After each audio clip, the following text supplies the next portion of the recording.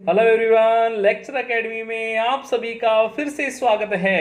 आज हम कक्षा 10 के सामाजिक विज्ञान विषय के द्वितीय अध्याय के द्वितीय वीडियो लेकर हाजिर हुए हैं और इस वीडियो में हम पढ़ने जा रहे हैं हम्मीरदेव चौहान। हम्मीरदेव चौहान राजस्थान के रणथंभौर का शासक था और इसका शासनकाल 1282 ईस्वी से 1301 ईस्वी तक रहा। हम्मीरदेव चौहान रणथंभौर का एक प्रतापी शासक था, या ऐसा कहें कि पृथ्वीराज चौहान के बाद हम्मीरदेव चौहानों का द्वितीय प्रतापी शासक रहा।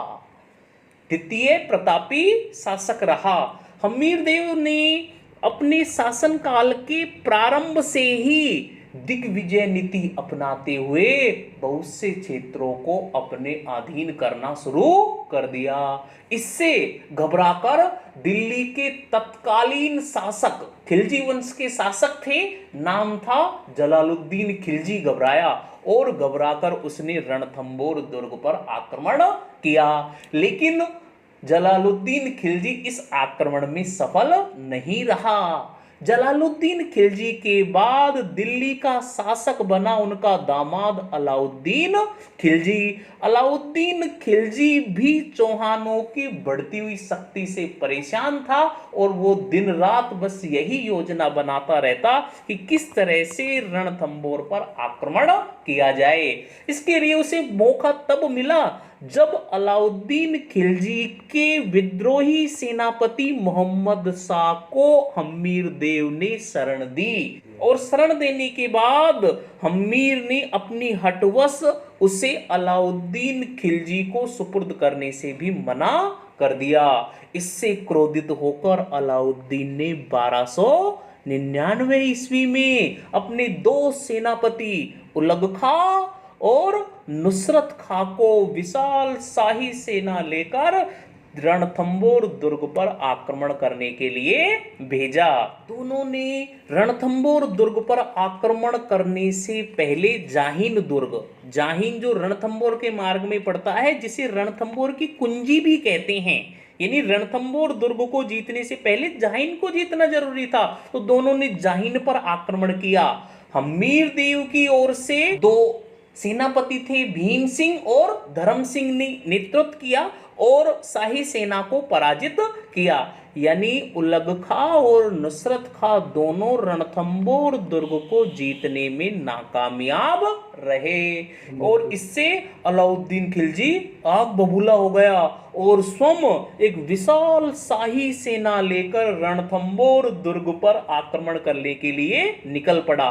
उसने रणथंभौर दुर्ग के चारों ओर पड़ाव डाला, एक लंबी घेराबंदी की और बहुत दिनों तक ये लंबी घेराबंदी जारी रही, लेकिन अलाउद्दीन दुर्ग में प्रवेश नहीं कर सका। परेशान होकर अलाउद्दीन ने हम्मीर को एक संधि प्रस्ताव भेजा। इस संधि प्रस्ताव में हम्मीरदेव की ओर से उनके सेनापति रतिपाल और रणमल संधि के लिए शाही शिविर में गए।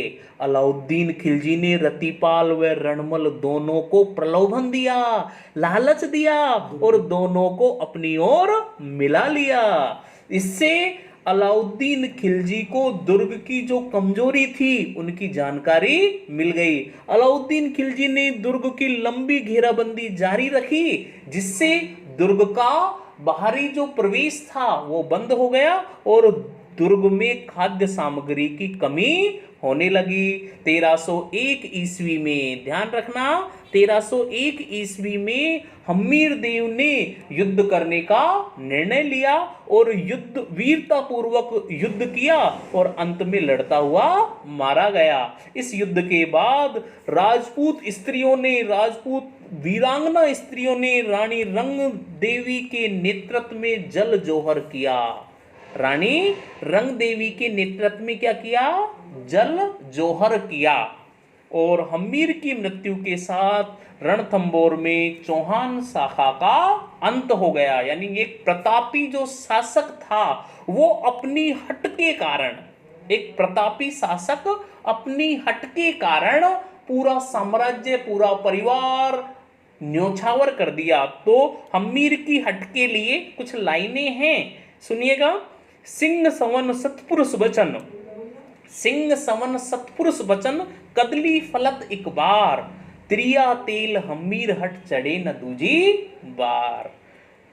आप इसी तरह हमारे चैनल के साथ बने रहिए। इसी तरह की वीडियो देखने के लिए आप हमारे चैनल को सब्सक्राइब करें, कमेंट करें और शेयर करें। धन्यवाद।